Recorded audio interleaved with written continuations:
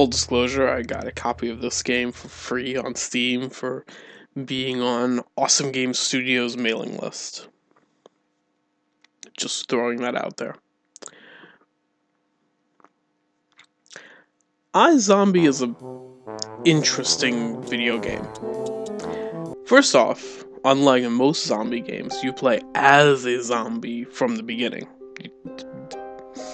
You're not a human who becomes a zombie or anything. You're just zombie from the start of the game.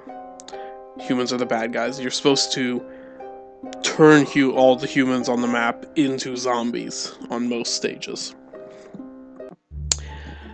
So that's that's unique in and of itself.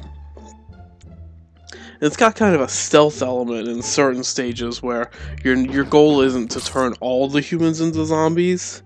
It's just to turn one scientist into a zombie while avoiding his super soldiers who will kill you if they see you.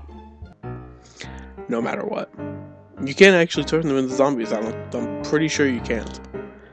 So I tried doing the very last level is one of those, and it's impossible. Physically, thoroughly impossible. But enough about that. That's the end game. However, iZombie also has a squad-based tactical type of thing going on. Whereas not only do you play as a zombie, but you also get to issue commands to your growing zombie horde. The further you are along in the game, or the more zombies you have in your group, the easier it becomes, and the more stars you get later on, at the end of the level. Now, they're all slower than your zombie, which is upsetting. But you can issue 3 basic simple commands: attack, stop, and follow. Attack means they'll just attack whichever human is closest to that specific zombie, which can be awkward because sometimes they'll split up and it won't work that well. Stop means basically stop because they're stupid, and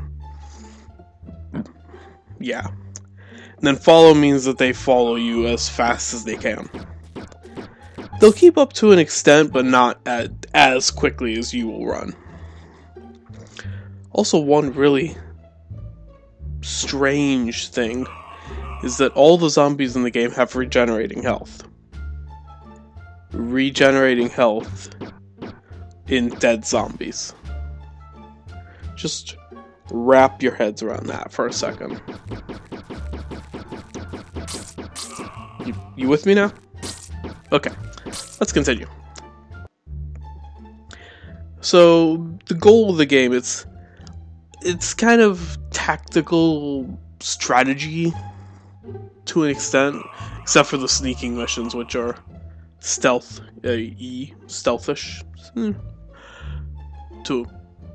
That would be the best description. But the squad-based ones are actually probably the most interesting, because you get to lead a group of zombies eventually. After except for one level, every single level you start out by yourself, and then you have to turn a couple people into zombies before you can start issuing commands to other zombies. It's an interesting game that's really actually kind of fun and kind of addictive. According to their website, this game is also available on iOS and the Xbox 360 Indie Game Store. I don't have an iOS device, and I haven't checked the Xbox Indie Game Store in years. That was one of the worst things that Microsoft did, but that's beside the point. But it's on Steam. It's $2. I would recommend it, but there are some issues. The hit detection is a little strange, and some of the humans with guns, have a nagging tendency, especially in that very last level, which will kill you multiple times, have a tendency to sometimes not react the same way in the same situation twice. If you're in behind something, sometimes they'll just shoot and hit at the wall. Sometimes they won't see you. Sometimes they'll shoot and it'll go past the wall and hit you and kill you. Sometimes they won't see you in some space. Sometimes they will see you in some space. That's upsetting. But for a $2 game, that's a very small commitment. It's a pretty short game too. I've put about 3 hours into it and I'm already at the very last level. And that's from a lot of trial and error going past it.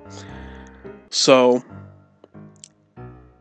it's definitely worth the throwaway, especially because there's going to be I'm pretty sure there's going to be a Steam Winter Sale coming up. This game might go on sale.